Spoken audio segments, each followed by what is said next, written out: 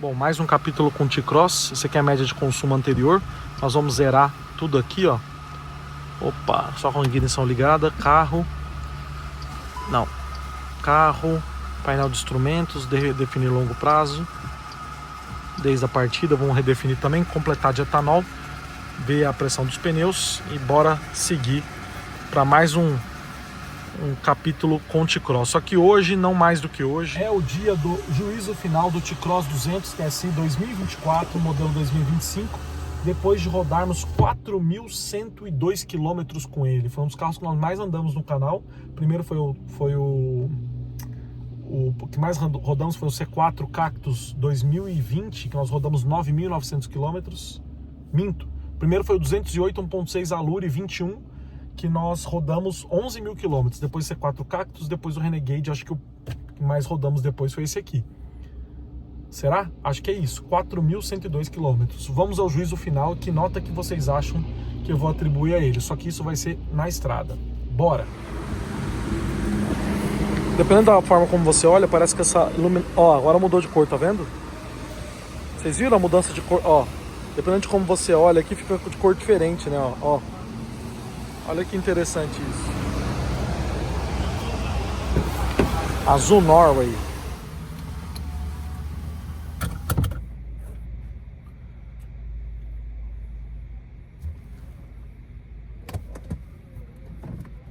Bom, T-Cross na área. Vamos ao juízo final. Vamos falar um pouquinho sobre tudo que a gente viu aqui até agora. E vamos nessa. Vamos ver se eu consigo entrar com segurança aqui. Esse cripping dele aqui é horrível. É horrível. Vambora. Vamos de T-Cross.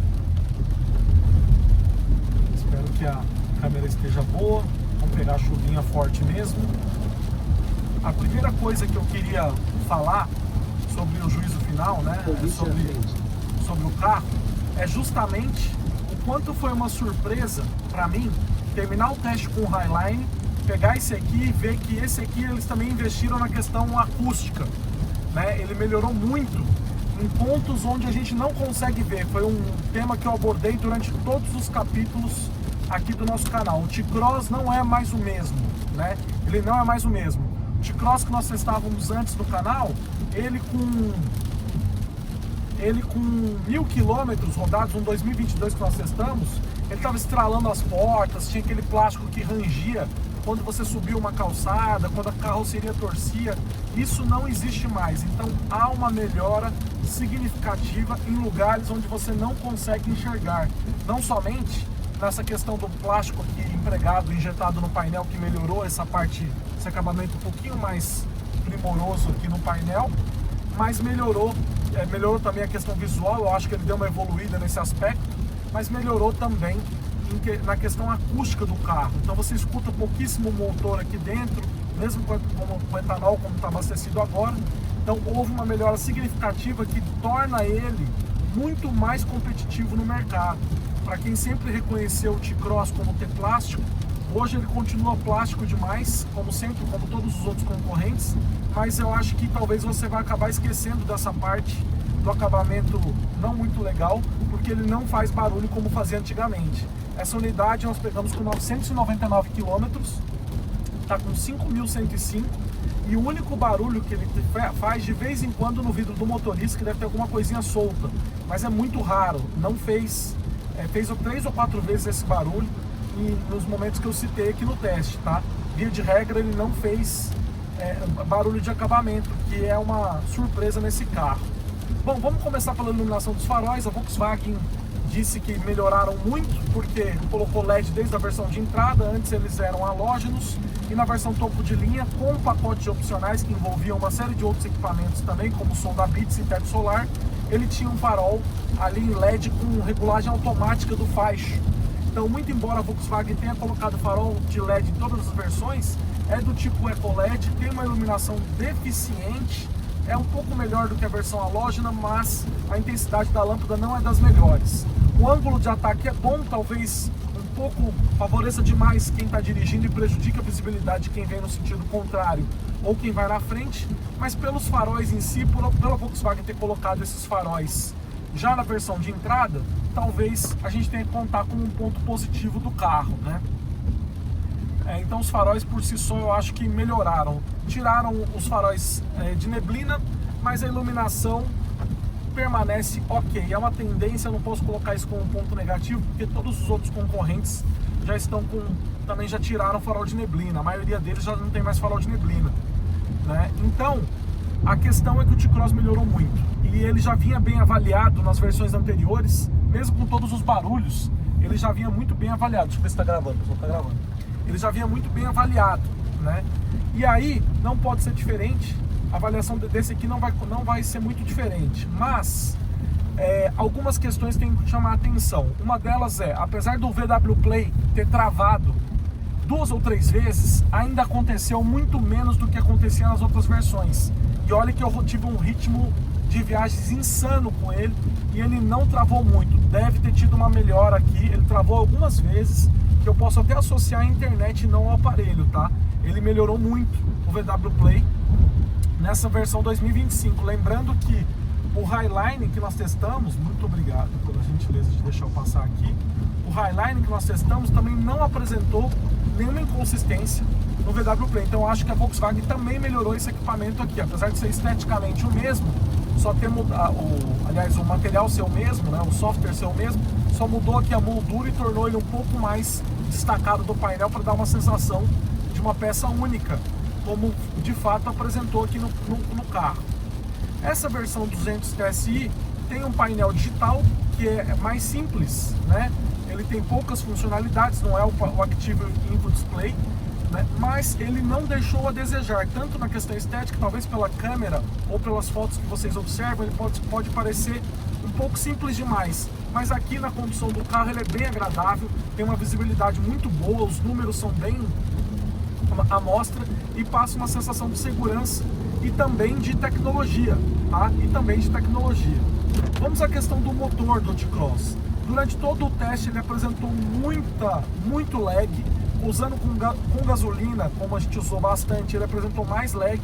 Com etanol ele apresentou um lag menor, o que a gente não via na versão 2022, mas vimos na versão 2021, por exemplo, né? Aqui, na 1.4 tinha muito lag também, e na 200 também, né? A questão do lag é uma coisa antiga, todo mundo sabe que tem. Na 22 que nós testamos parecia muito menor, raramente tinha. Só que essa versão aqui, além do lag excessivo que já é o conhecido por vocês, algumas vezes ela apresentou uma inconsistência a ponto, o acelerador a ponto de o carro ficar 5 segundos para passar no cruzamento, como se ele tivesse uma falha na injeção eletrônica mesmo. Ele não andava o carro. Isso apresentou umas 3 ou 4 vezes, chamou minha atenção, como se tivesse alguma coisa de errado com o carro. Depois que eu abasteci com etanol, ele não apresentou mais esse problema, tá? Então com etanol ele não apresentou, ele tá com o lag normal dele, anormal, mas dentro do que a gente sempre viu, mas ele não está apresentando mais esse lag além do que a gente esperava, tá? Um outro ponto de destaque do T-Cross é a dirigibilidade. Ele é um carro muito seguro, que passa muito segurança. Eu estou numa chuva intensa aqui, ele continua transmitindo essa segurança boa de condução. Buraco, será que tem esse buraco aonde? Mas não. Freio a disco nas 4 rodas, uma suspensão que foi recalibrada, que passa muito mais conforto do que passava, sem dúvida. Eu vou pelo Rodoanel, que é o trajeto melhor de fazermos para conversarmos com mais tranquilidade. Então a suspensão está bem mais macia, o que trouxe uma sensação de conforto muito maior para o T-Cross. Houve uma perda pequena só em velocidades muito elevadas da noção que você tinha, ou da sensação que você tinha de estabilidade direcional, que ele balança um pouquinho demais, mas nada que uma pressão correta de 32 libras, como ele está atualmente, como ele está agora, não favoreçam uma condução bem esportiva, tá? Então você que gostava do T-Cross por uma condução bem esportiva, ele continua muito na mão, uma leve tendência a dar uma balançadinha que ele não tinha, antes, tá? Então ele tem uma balançadinha, ele dar uma balançadinha que ele não fazia antes. Mas se por um lado na estrada, em altíssimas velocidades que pouquíssimas pessoas vão atingir, ele passou essa sensação de balanço um pouquinho demais que ele não tinha antes, longe de dizer que ele é um carro instável, ele é muito estável, na cidade favoreceu demais a uma condução mais prazerosa, mais confortável. Um ponto de destaque negativo que eu abordei em todo o canal, em todo o teste dele, foi justamente a questão do banco, né? O banco é confortável, tudo, mas as abas laterais são bem pronunciadas e o banco é estreito, de modo que uma pessoa com 1,80 m, um pouco mais larga, ela vai sentir uma dificuldade de achar uma boa posição de dirigir aqui no T-Cross. Não pela questão ergonômica do carro de uma forma geral, os pedais e o volante estão bem posicionados, mas justamente pela questão do banco, que você não conseguir encostar direito as costas aqui. É algo que eu reclamava no Polo MPI que nós testamos, e é uma questão mais ou menos parecida com o que acontece aqui no T-Cross. A versão Comfortline e a versão Highline tem um banco diferente, que tem couro e essa não tem essa sensação que eu vi nesse carro, né?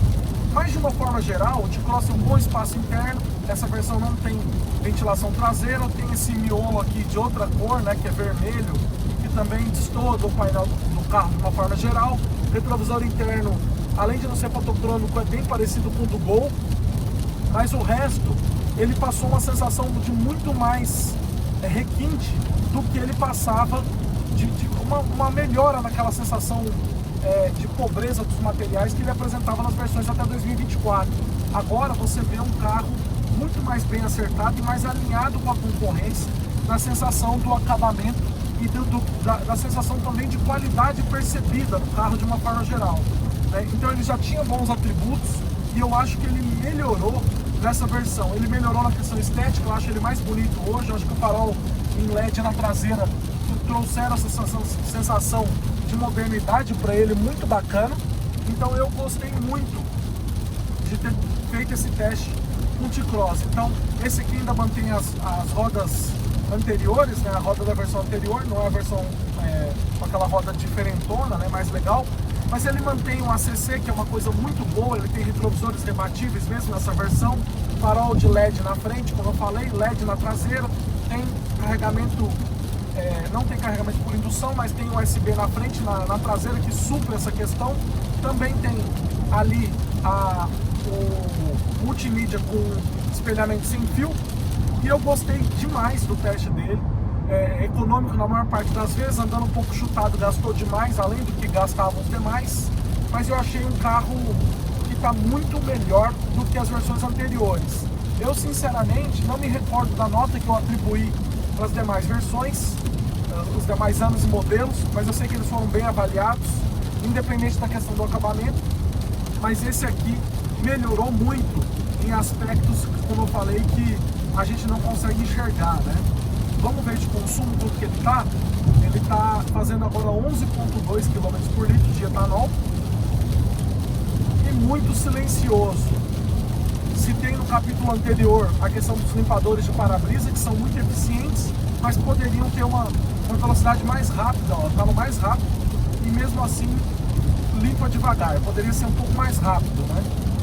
Mas de resto ele é um carro de boa visibilidade, boa suspensão, bons freios, boa estabilidade direcional na reta e em curvas, não tem tendência para aquaplanagem, um motor confiável que não apresentou nenhuma falha, senão essa falha de início que eu falei, né? Que agora não está apresentando mais. Pode ter sido alguma coisa em relação ao combustível, eu não sei. Se você tiver passado por isso no seu T-Cross, deixa nos comentários, que é importante que a gente saiba. Mas via de regra, ele veio muito bem por aqui. Acompanha um pouco comigo de quanto está cheia de água a estrada. Eu estou desenvolvendo por volta de 115 km por hora. E ele vai muito confortável, sim senhor, muito bom. Se eu compraria o T-Cross, eu compraria a versão Comfortline com teto solar ou sem, ou a versão Highline já com bom desconto, tá?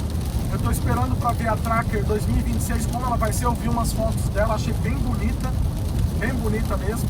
Se tiver melhorado a questão do freio, mantida a questão do motor e melhorado um pouco o acabamento com o painel digital, pode ser que ele volte a ser um concorrente páreo, duro para o T-Cross, né?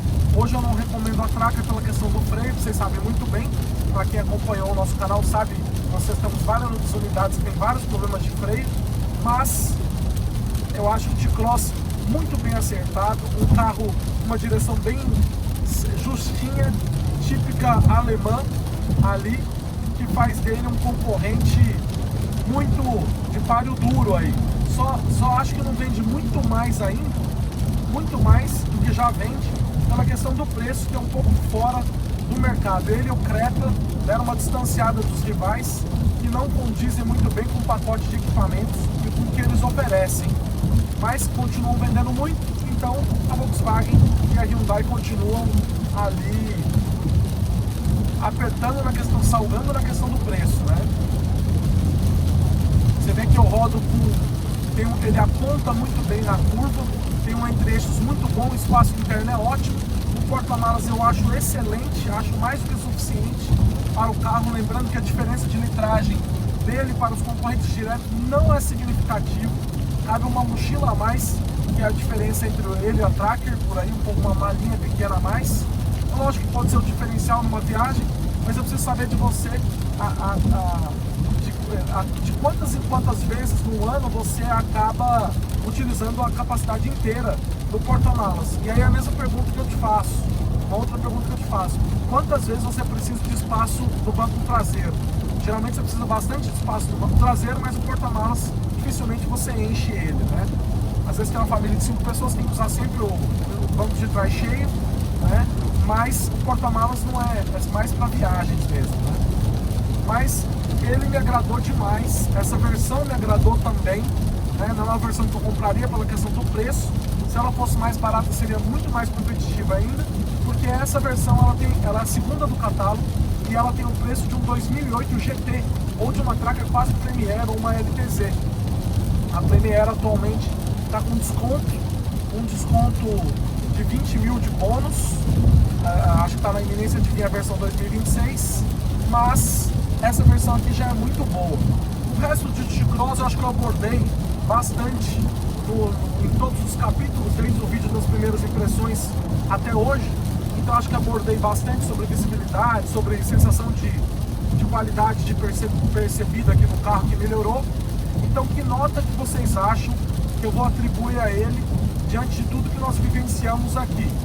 Bom, eu vou ser bem sincero com vocês, a questão do acabamento, do acabamento, ó, bem forte aqui de passar por esse caminhão aqui. A questão do acabamento é uma coisa... Opa! A questão do acabamento agora também era um rio que tinha aí, né? Ele saiu um pouquinho da trajetória, mas era um rio. A questão do acabamento era algo que pegava forte no T-Cross, muito forte pra mim. E como melhorou muito, eu vou aplicar a nota 9,5 pra ele. Eu só não vou dar 10 por conta desse lag excessivo, por conta desse acabamento do painel aqui embaixo, mas eu vou aplicar a nota 9,5 para ele. Acho mais do que justa por essa melhora significativa nessas coisas que a gente não consegue enxergar. Se ele já era bem avaliado, agora então eu acho que ele passou a ser melhor. A questão dos faróis, eu também, o meio ponto vai para a questão dos faróis, que teve a melhora por ser, né, LED em todas as versões, mas por outro lado é um LED não muito potente, né? Então falei, deixa a questão dos faróis como um ponto relativamente positivo. Agora, a falta aqui de retrovisor fotocrômico, esse lag excessivo do acelerador que se mantém aí atrapalhando a condução de muita gente, e esse material aqui de acabamento duvidoso aqui na parte de baixo do carro, pode ser que seja um ponto negativo, mas no resto ele melhorou muito e está muito bom de dirigir, especialmente pela questão da suspensão. Então eu fiz uma compensação aqui em relação às versões que havíamos testado 24, 23, 22, e eu acho que essas melhoras foram muito bem-vindas para ele, para a sensação de conforto ao dirigir. Muito embora peque em algumas coisas, né, que foram suprimidas dele aqui, por outro lado, ele melhorou no que é mais importante: suspensão, iluminação aí dos faróis e na sensação de qualidade percebida de uma forma geral. Então a nota é 9,5. Eu agradeço você que me acompanhou nesse teste. Deixa nos comentários o que você achou. Muito obrigado pela sua audiência. Até nossos próximos capítulos e nosso próximo teste. Fui!